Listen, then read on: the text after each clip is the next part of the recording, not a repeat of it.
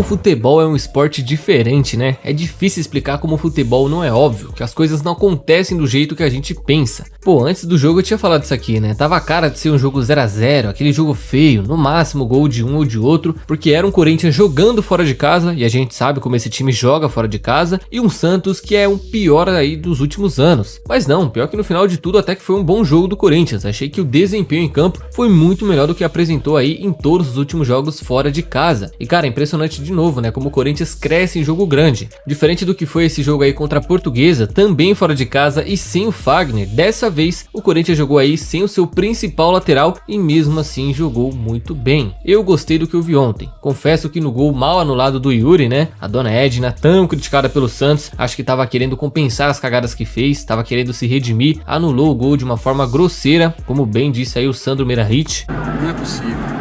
Não é possível que seja isso. Se for isso, realmente eu espero que a Edna volte com a decisão. Olha só, esse contato aí, não.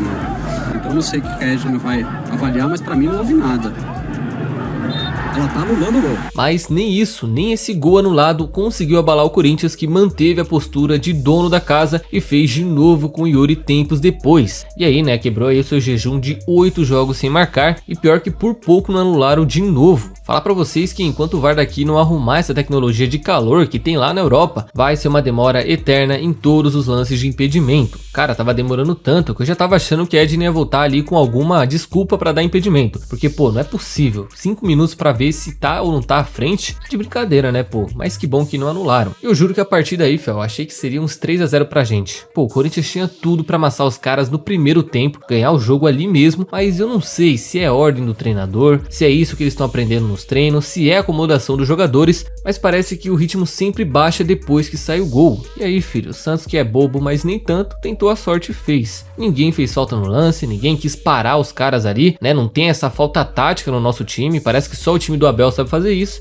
E aí no final do jogo o Corinthians vai e toma um empate. Então, primeiro tempo, o Corinthians vacilou demais de não tentar matar o jogo cedo, e não contente em errar uma vez, os caras fizeram a mesma coisa no segundo tempo. O Roger fez o gol, 8º gol dele no campeonato, time bem, tinha tudo pra macetar os caras ali, pô, fazer 3, 4, matar o jogo de vez, mas não, como sempre, o ritmo baixou de novo. Foi algo até instantâneo. Eu não sei nem se tem como criticar o Lázaro 100% por esse empate, mas como é que você me retranca o time daquele jeito, sendo que dava pra fazer mais? Pô, eu entenderia se ele tivesse feito isso contra o Palmeiras, ali 2 a 1 fora de casa, beleza, retranca mesmo e tenta sorte, mas contra o Santos, pô, tinha necessidade de fazer o que fez? E aí, pra completar a cagada toda, né, o Giovani, que entrou bem, deu uma cara diferente pro time, né, tava querendo fazer gol, faz uma cagada de base. Pô, na escolinha todo mundo aprende que não se pode tocar uma bola cruzando a área, é um dos erros mais infantis que se aprende na base, e mesmo assim o cara cometeu. Pô, ele poderia deixar a bola sair, poderia tocar de lado, poderia simplesmente dar um chutão pra frente, mas ele prefere tomar a pior decisão possível, e ainda pra completar a cagada, o Maicon vai lá e faz um pênalti tão infantil quanto, e pronto, sai o empate, né? Menos 2 pontos pra gente, poderíamos ter saído com a vitória, mas eu prefiro nem crucificar o Giovani por isso, porque apesar dele ter feito um erro crasso, um erro de base infantil, pelo menos ele mostrou o serviço no tempo em que esteve em campo, e pra mim merece sim mais oportunidades. E fica aqui até uma ressalva também pro Duqueiroz, né, que apesar de ter sido improvisado na lateral, não foi tão ruim quanto poderia ter sido. Pô, falar pra vocês que teve alguns momentos em que ele não me fez sentir saudades do Fagner, coisa que com o português lá era praticamente o tempo todo. Enfim, bora pra essa última decisão, né?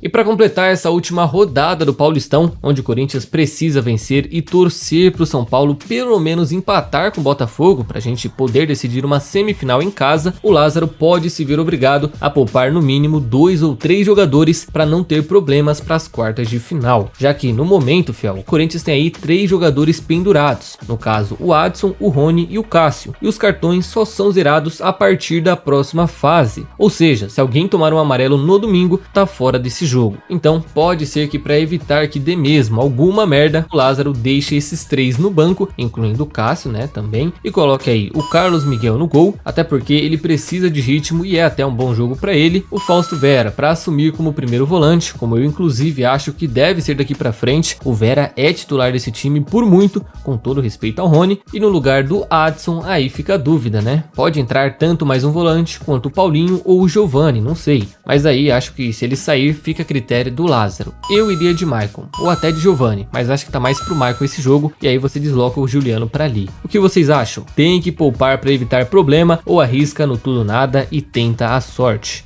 É, filho, jogo complicado, hein? Desfalques para o Corinthians, e acho que até por isso que resolveram não divulgar a lista de relacionados. Rafael Ramos e Fagner, ambos laterais direitos, estarão de volta nesta semana e não serão problema nenhum para o Lázaro para esse último jogo contra o Santo André, já que o nosso titular ficou fora por controle de carga e o outro por uma fadiga muscular, ou seja, basicamente cansaço para os dois, e por isso foram poupados do clássico, sendo que o Fagner não foi nenhuma lesão, né? Me pareceu mesmo que foi só poupado e por isso não preocupa nem um pouco pro restante do campeonato. E cara, engraçado pensar como os dois laterais direitos do time ficaram fora no mesmo jogo e mesmo assim o Du improvisado conseguiu jogar e fazer a posição até que bem pro momento, né? Por ele já ter feito essa posição na base e até algumas vezes no ano passado, acabou não sentindo tanto. Falar pra vocês que jogou melhor que o português, viu? Não foi perfeito também, sofreu bastante com Mendonça, mas foi bem melhor do que o esperado. Um dos maiores bagres que já passou pelo sub-20 corintiano, segundo a declaração de um torcedor na internet, o centroavante Nathan Palafoss, de 23 anos, foi negociado em definitivo pelo Corinthians nesta segunda-feira ao futebol da Lituânia. Pois é, o garoto que estava emprestado ao Nova Iguaçu do Rio de Janeiro, onde inclusive vinha até que bem mal, com um gol em 8 jogos, agora vai jogar no FK Trakai, da primeira divisão nacional, e o Corinthians, claro, deve receber alguma coisa por isso, mas surpreendentemente não divulgaram nada publicamente. Acho que até por ter 50% dos direitos dele, né, só metade do jogador, nem sequer com porcentagem o clube deve ficar. Se pá, vendeu aí por uns 500 mil reais, né, 100 mil euros e ficou por isso mesmo. Enfim, ainda tem sorte de estar jogando na Lituânia, porque com esse futebol aí, amigo, não era nem pra estar nesse esporte mais. E lembrando que pelo sub-20 corintiano, esse tal Bagre foi até que muito bem, fez 50 gols em 111 jogos. É, incrivelmente esse cara foi artilheiraço da base, mas depois disso, só ladeira abaixo. E depois de falar aqui sobre o suposto sonho do Jô e retornar ao Corinthians para uma última dança antes de se aposentar, o jogador preferiu adiantar esses processos e já nesse final de semana anunciou a sua aposentadoria do futebol por meio de uma entrevista à Rádio 365. O jogador, que estava desempregado, né, depois de ter sido demitido de um time árabe, resolveu pendurar suas chuteiras, provavelmente depois de ter perguntado ao Corinthians se rolaria alguma chance dele ainda ser contratado. Não sei se isso rolou, mas saiu aí uma apuração sobre esse assunto, que a diretoria ainda estava puta da vida pela forma que ele saiu daqui e que ele não voltaria a ser contratado. Portanto, Jô se aposentando do futebol e pelo Corinthians, apesar de uma história muito bonita de 2017 para trás, que infelizmente, né, foi estragada pela última passagem dele, nem tanto pelo lance do pagode em si, mas porque a presença dele também já estava desgastada no time. Foram ao todo 284 jogos pelo Corinthians, com 65 gols marcados e 14 assistências anotadas, além, é claro, de 2 brasileiros e um paulista conquistados, sendo o artilheiro da equipe com 25 gols em 2017 e 18 deles no Brasileirão. Um grande ídolo, um grande jogador com uma carreira completa e recheada de títulos, que se despediu ontem do futebol. Eu não guardo remorsos, pelo contrário, só alegria, e por isso desejo tudo de bom ao nosso querido João. Então, fiel, é isso por hoje, e antes de vocês saírem do vídeo, não se esqueça de deixar a curtida e se inscrever no canal, que já vai estar me ajudando demais e vai contribuir para mais vídeos por aqui, certo? Espero vocês numa próxima, tamo junto e vai Corinthians!